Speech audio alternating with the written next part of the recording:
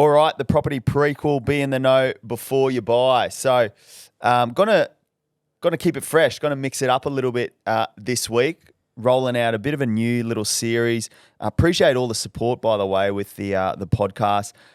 This type of ep has come in by popular demand. I think people really want a bit more insight into, obviously, behind the purchase, maybe a bit of everyday people, what the struggles are with buying property. That way, we can add some value back to the community and the listeners as well, and make it relatable. So we really appreciate all the responses. Everyone loved last week's ep with Ben Handler, entrepreneur, property investor.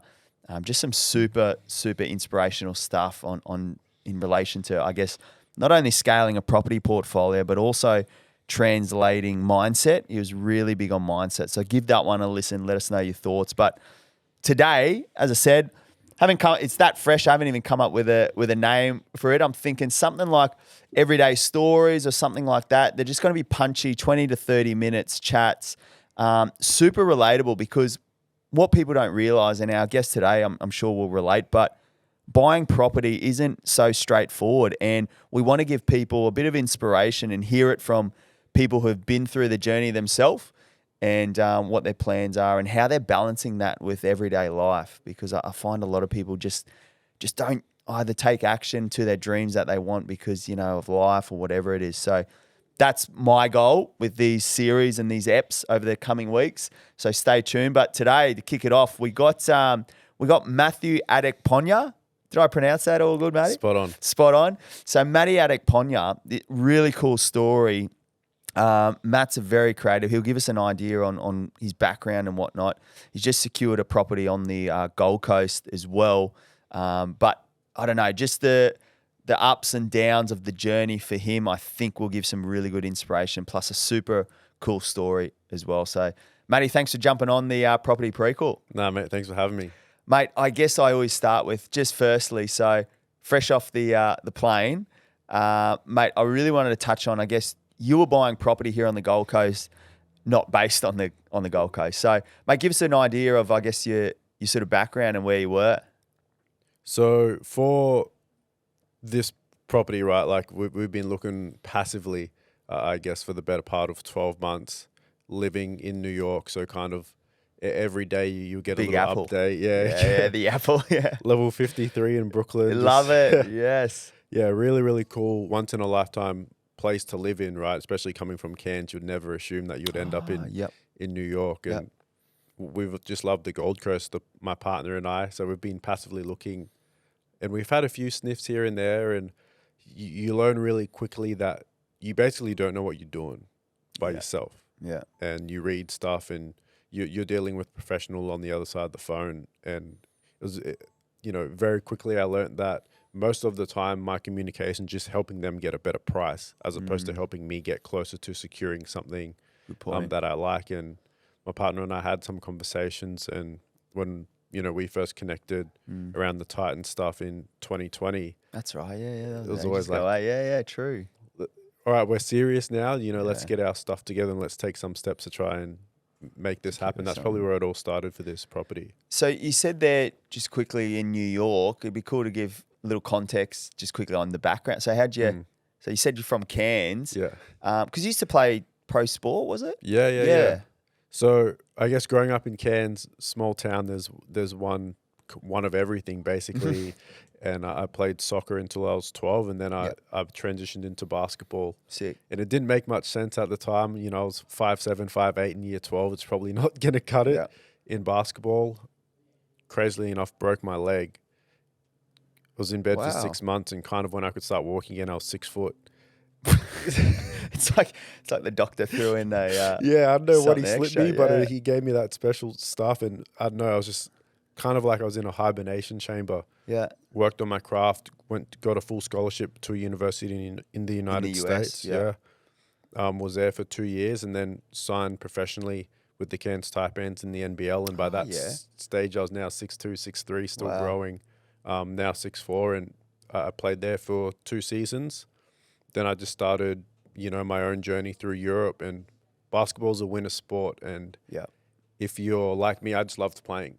I didn't want to have a whole 6-7 months off after the season, so I played year round. Yeah. I played the Winter League in Australia, and then I played the Winter League in Europe.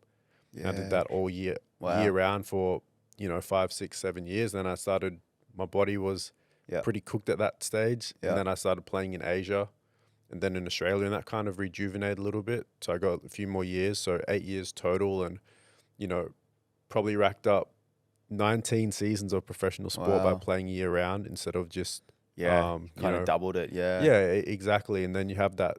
You go from being the young guy on the team to now you're one of the older guys on the team, and you look around and you have to have a think about your life. There'll always be someone older than you, and you get to speak to those guys and pick their brains a little bit about, do you want to take a really good pocket of health now and leave it here, late 20s, or do you want to play till the wheels fall off at 34, 35, and there is a lot more risk long term. So True. I was lucky enough to have a few hobbies while I was playing basketball, and picking up the camera was one of them. So by the time I was ready to stop playing, I kind of fell straight into something. Fell straight into a job in London working for a basketball team over As there. in like filming content and stuff. Yeah, really. Shooting episodic content, 4 to 10 minute, basically mini documentary series that will turn around in under 24 hours after a game. Really? And then concept and workshop that. Yeah. And pretty much went straight to the Australian national team, the Boomers. Yeah. And was like, let's do something. You guys don't have any online presence right now. Yeah.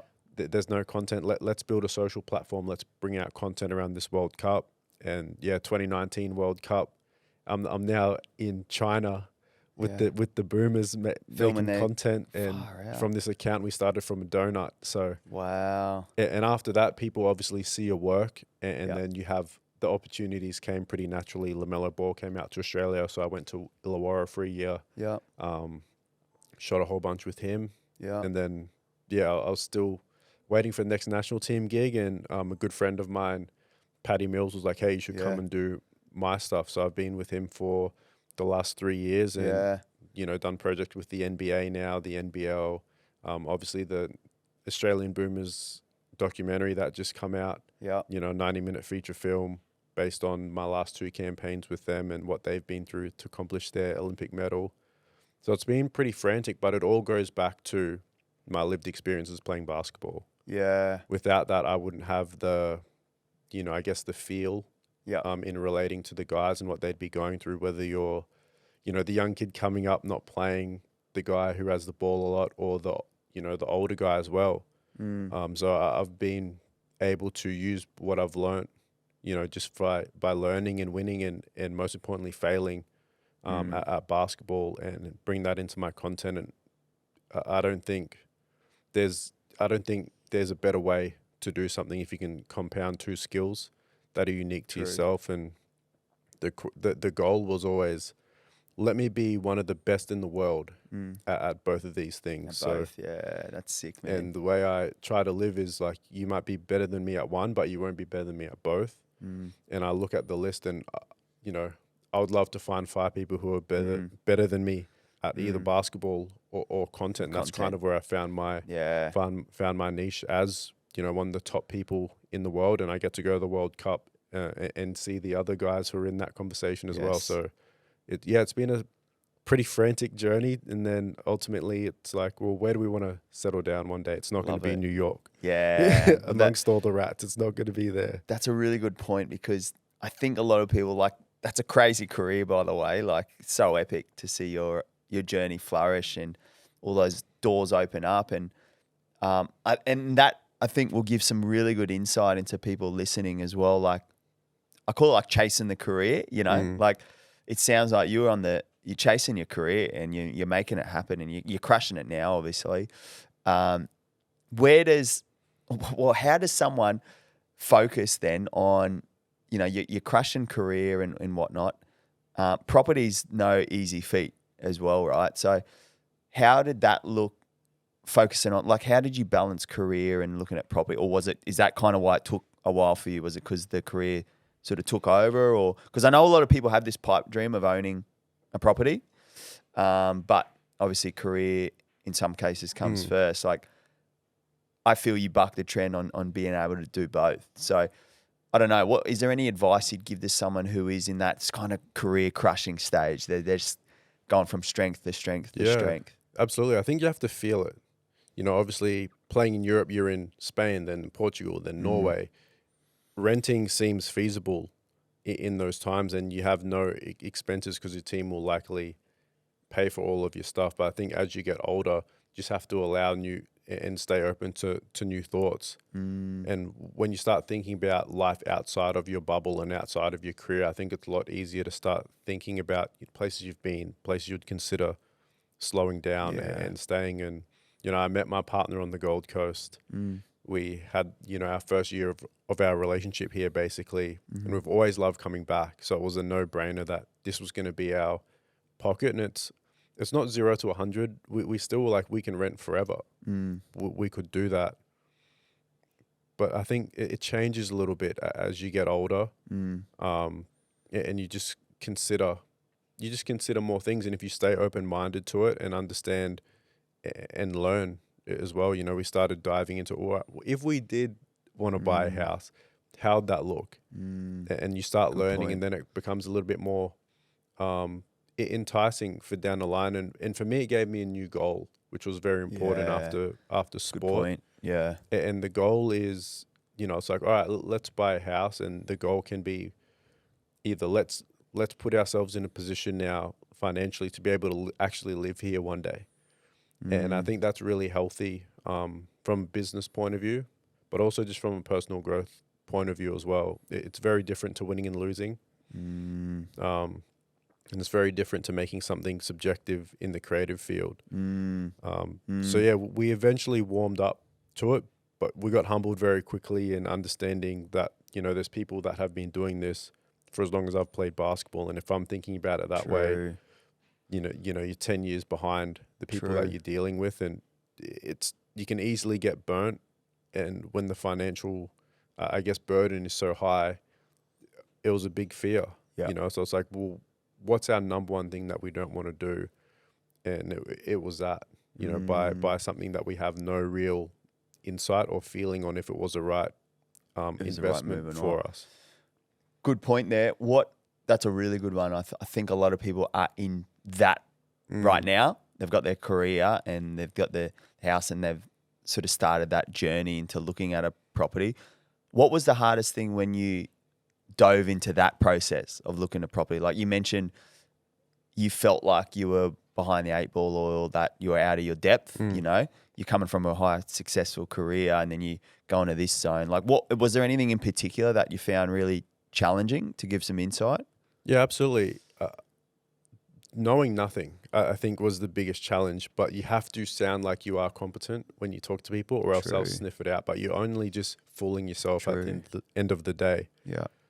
And, you know, having a few conversations with agents, and they're professionals, they know what they're doing. They will know in 5 minutes whether, you know, I have property or not, whether that's through searches or just by the questions that I'm asking. Yeah, true. And very quickly, I learned that the conversations that my partner and I are having with agents, there's no value in it for us.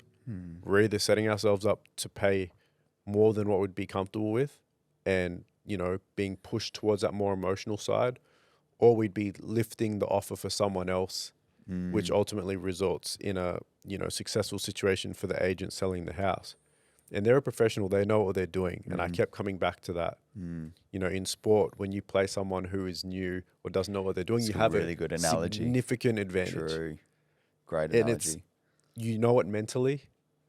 Yeah. And the rest kind of flows from that. So I'm like, well, now I'm in that position, so I need to get help. And it is, I guess, a really humbling thought to know that you can't do it by yourself all the time. And if you're not gifted in that way with land and maybe even town planning to an extent as well, knowing the roads, you're going to find yourself in a situation that could burn you in 5 to 10 years. And by that stage, you're probably going to be looking at selling for a loss, because by the time you know, everyone else is going to know as well. So it was, you know, the first step for me was understanding that, you know, I'm not, you know, well equipped enough to do this by myself. Wow, that's a really good point. I took 2 things away there, envisioning that I was that buyer wants to take action. I think the first one is understand and be okay that maybe you don't know everything. That's probably number one. Because yeah, you're right. That was a really good analogy. I think if you're listening to this and you're in your career now and you are doing really well, think of it as that young buck starting in your industry, probably uneducated. So that was one part, is be okay that, hey, you might not know everything. The second part, which I like, that I guess shows why you were successful in your career, was you either went and got help, which is good, but it's just like doing reps as well at a gym or training. Like some people do like doing it themselves. So if you were someone out there, obviously there's professionals who you can get help for, obviously, which you did. But what about if someone wanted to do it on their own kind of thing? Like where would you put the reps in, so to speak? Like if you were to go back in time and kind of, if you didn't have the option of getting help kind of thing, just to, because I know people would be in that exact seat right now. Look, geographically, if I was on the Gold Coast, I would listen a lot. I would go to many open homes and I would listen. I wouldn't ask questions. I'd just listen, because I really believe, like, you can't learn if you're talking. Oof. Like I really believe in that. So I'd go and listen to other conversations, not eavesdrop, but I'd be in the vicinity and understand how the agents kind of move and understand expectations really quickly, and just start kind of making my own spreadsheets and research. And obviously we can get into that later, but a super practical approach I would have. These are the houses that I like. Yeah. This is them in an order of favorite to least favorite. This is what they sold for. This is the area. And you can start finding the dots pretty easily. Like it. And, you know, a big thing that we found is places where you can't build another house without knocking something down.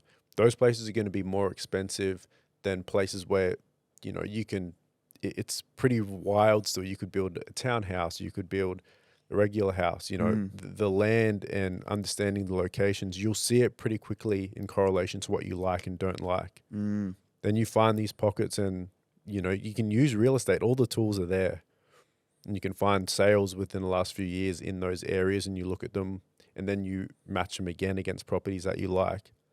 And whenever things pop up that you like, I would go and listen and see how they go down, and understand what the more bargaining points are of that property outside of demand. Because that's usually what was getting us. It's like, well, do we actually like it, or do we just don't want someone else to have it? Oh, that's good. When it turns emotional, bad.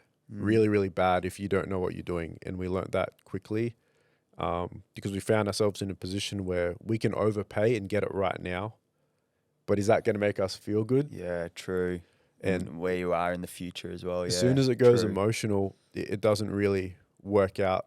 And well, it wasn't for us anyway. Yeah. So we went more practical and made our own spreadsheets, and we kind of just correlated that way. Like, you know, I called it the power rankings with you guys, but it was our way to understand it in a practical sense, similar to sport again. Yeah. I can know what people are shooting from all these different spots on the floor. When it's in front of me, I have a pretty good idea of how I would go into that situation. Yeah.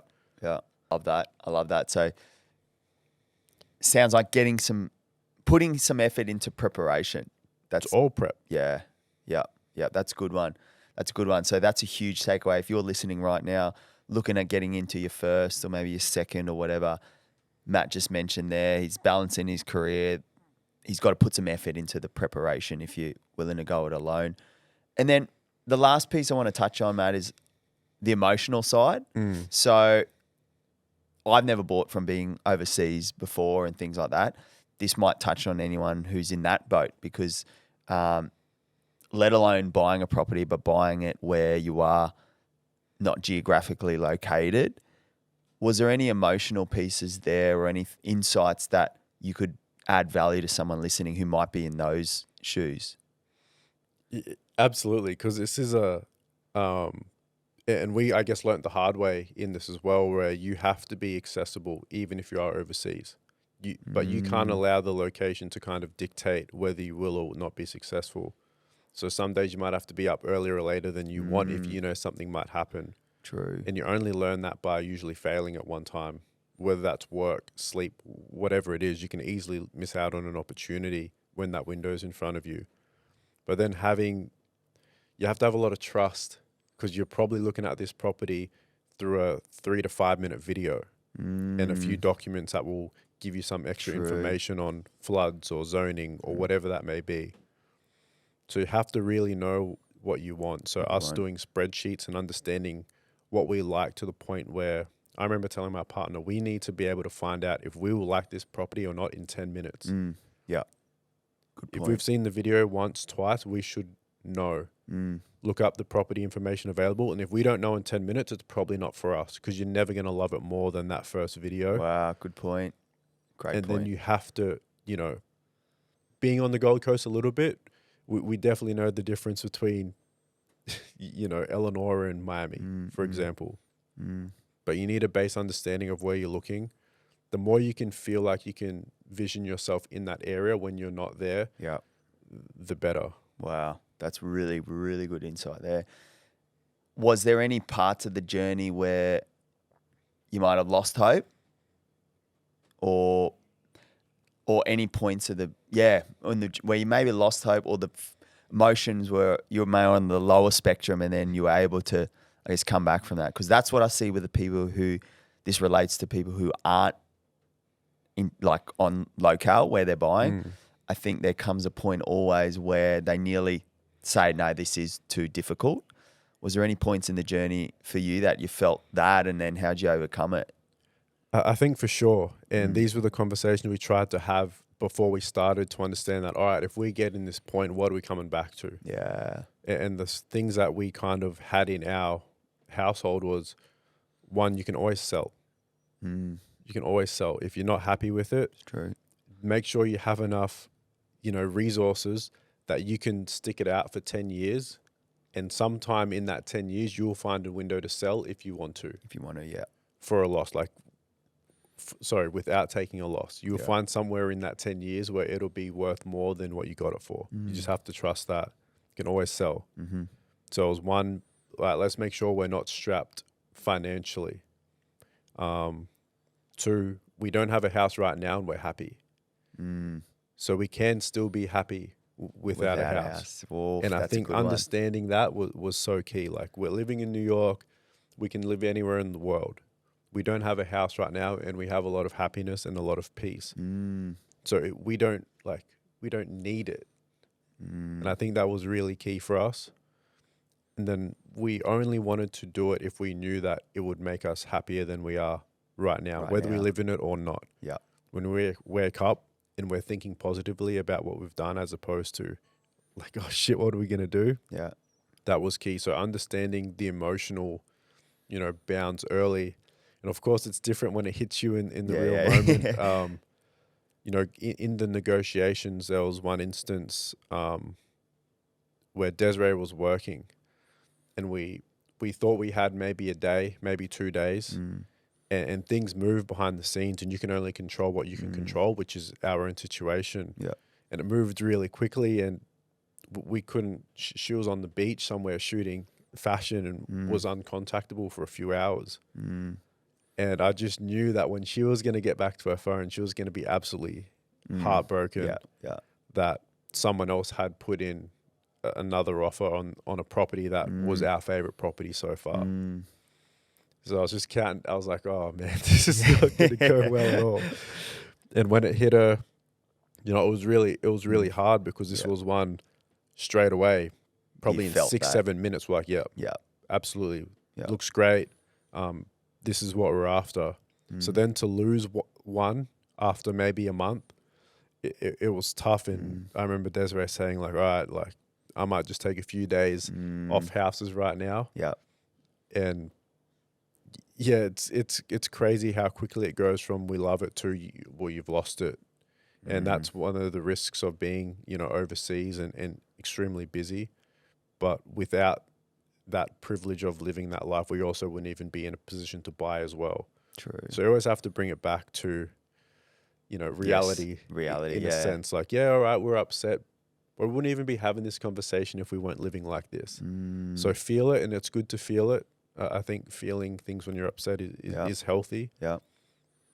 But let's process it here. And what's the next step? What's the next step? Like, as long as you've given it everything that you can give it, you can't lose sleep over that. Yeah. Like I truly believe that. Yeah. If you can sleep knowing what we tried our best, it wasn't the one.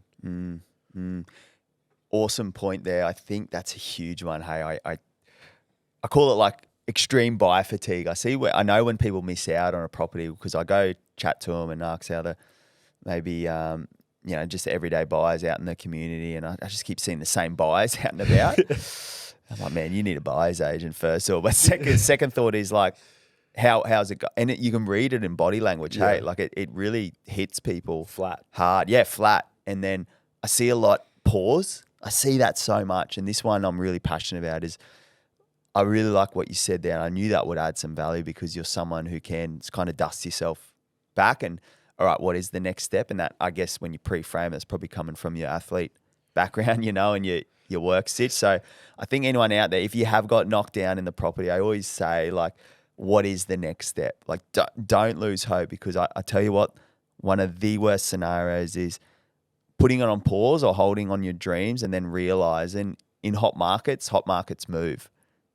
And if you put it on hold for 90 days to 6 months, you come back, like a lot of people, especially here on Southeast Queensland, they realize they're priced out at the suburb they were originally looking in, So that's a really good tip there. I think anyone going through that, it is a bit of a roller coaster, isn't it, looking at property? Like, I do it for a living, so I feel it with my clients sometimes, but it is a bit of a roller coaster, right? You have to be willing to lose, always. That's a good one, yeah. Like, in sports, such a beautiful teacher for that. And I'll always be grateful. You lose often. And it's not just the loss.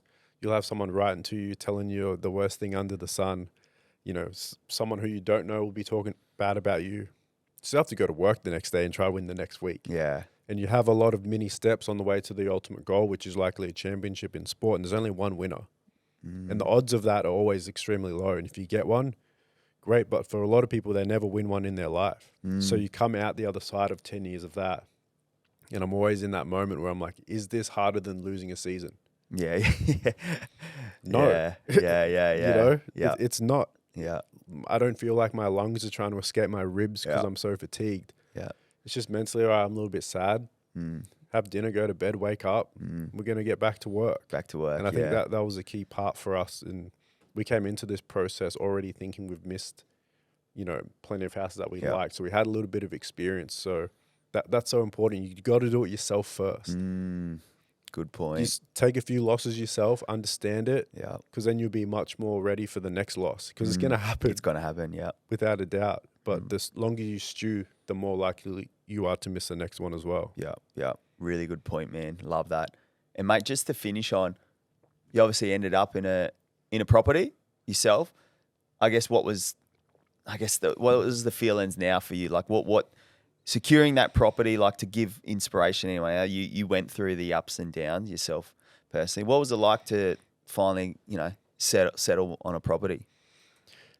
It was insane because it was so frantic in how it went down. Because it makes us extremely happy that we have somewhere that we love first and foremost, and we can hopefully move into one day. And we're happy to, rent that out in the time being. But we were happy to have, a light at the end of the tunnel, so to speak. But in saying that happened, we're both in the middle of our jobs. It's like, yeah, brilliant, awesome, super pumped, but we still got to get back to work here. So it hasn't derailed our life. It's just added some value and definitely some optimism.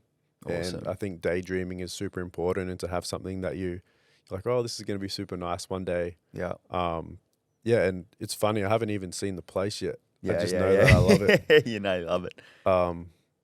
I can't even describe what it would be like to be on this roller coaster for like a year and not finding somewhere. That would just be, I think, too draining. Yeah. And to finish on, what do you feel, if you were to give 3 key tips to buyers out there right now, hearing it from the horse's mouth? We want to make this series all about everyday buyers who have got their life going on, kids, career, whatever. If you're listening to this right now, hearing it from you, what value could you add to the everyday buyer out there who wants to achieve what you've just achieved? What's 3 big takeaways you feel? The first one is thinking of all the lessons that you've had that haven't gone your way and bringing those with you. Like, this is not Love a it. win-win situation for everyone. You have to be prepared. Probably the most important one I could think of is patience. Like, you have to be extremely patient, and you can't be rushed to go at someone else's speed. But on the other side, you have to be willing to win and lose at the result of that. But patience is extremely key. And number 3 is learn as much as you can about everyone who you're dealing with. Buyer's agent, area, selling agent. Learn as much as you can and just be quiet for the most part. Let people talk, listen to what they're saying, and try to keep the emotions aside. Even if it's upsetting you, just listen, let it play out, write your notes, be practical in your approach. And I think those will help you just keep a more even keel when you go through the process that's, pretty turbulent at times. Yeah, I love it. I love it. You just gave some epic insight. Turbulent. That's what I love that word, because doing this for a living, it can get turbulent, 100%. But the ability to stay present, focused, and realize you win and you lose, you got to learn and keep pushing forward. That's key. So if anyone's out there listening to this, just take. There was some absolute gold in that from Matty there, who is someone who is balancing career, very busy lifestyle, traveling around, but also he has secured an asset now for good and for the life. Mate, lastly, what's the future look like for you? Career, property wise, like where do you want to see yourself in if we're having the same chat in a decade? Oh, in a decade. In a decade, man. I like looking in decades. I think in a decade I would like to just be doing bigger films. Awesome. And movies. I've got a taste for one right now. Once the dust settles, I'd like to make a few more. But I would love for my livelihood to be centered around investment properties. And just keep trying to find nice options when they pop up and when I'm in a position to do so. Yeah. And probably, have a little family by then and doing something else. Hopefully have a haircut by then as well.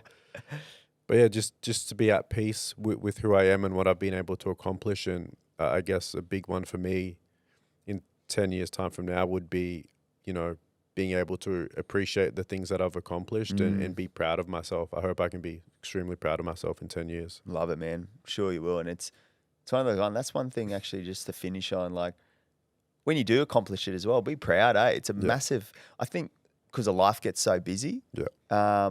Knowing working with so many clients, that is one thing I noticed with you when we worked here. Like when we got the job done, it was like that was a process and an effort, and you're present and really humble about that. And you're exactly right. That's a really good feedback. I think people need to be proud. Buying a property is no easy feat. It's a big accomplishment in life. So if you're someone out there, family, juggling work or whatever it is, relationships, career, trying to scale that, and you can secure a property, you should definitely put a pat on the back, eh? Absolutely, yeah, 100%. for sure. Well, man, really appreciate your time. Give us some feedback if you enjoyed a more in-depth look at everyday stories. I actually really enjoyed that, just because it even gave me insight, into the reason why we do what we do. It just kind of highlights that everyone's going through the same thing. I think that's the thing. Like everyone sees the Instagram post of like their friends or family, they secured a property or another one. And they feel like they're not getting by. But what people realize is everyone went through the hard stuff. And everyone's going to do it differently. Like I might not even post that I have a property on Instagram. Yeah. So like you got to just do things that you're comfortable with. If that's in silence, it's in silence. If you want to, tell your friends and family through social media, however it is, like do that. Just do what makes you happy ultimately. Do what makes you at the end happy. of the day. But you're still going to have to go through the process like everyone else. Whatever you do with it is up to you and, your experience and your happiness at the end of it. Love it, bro. Love it. Well, Matty, thanks for popping by. Where can people find you, by the way? You do some stuff on content. I love your creativity. Thank you. Where can people support you? Instagram, just my last name, Matt Adekponya, Adekponya. It's sweet. Yeah. You're blowing up on the TikTok app, I see as well. Big in You love it. Blowing up in Africa on TikTok, my man. Yeah, good. good African. If you're a Ghanaian out there and you want to see some African content, Yeah. check me out on TikTok. But Love it. yeah, if not, Instagram. And mate, lastly, shout out with the film you did. Yeah. Mate, give us what's the plug there? It's in cinemas at the moment. It's is in it? cinemas. It'll be on ABC around the country in early November. A Sick. beautiful film on the Australian basketball team Epic. and them punching above their weight to, achieve their first Olympic medal at the Tokyo Olympics, and Sick. how they built their team culture and how they Yeah. adapted from, generations of essentially fourth place finishes and heartbreak to being recognized as one of the world's best. Yeah. What's it called? Rose Gold. Rose Gold, baby. Get amongst it. Matty, appreciate you, man. Keep crushing your career and, look forward to seeing what's next in the property journey. Cheers, brother. Thanks, bro.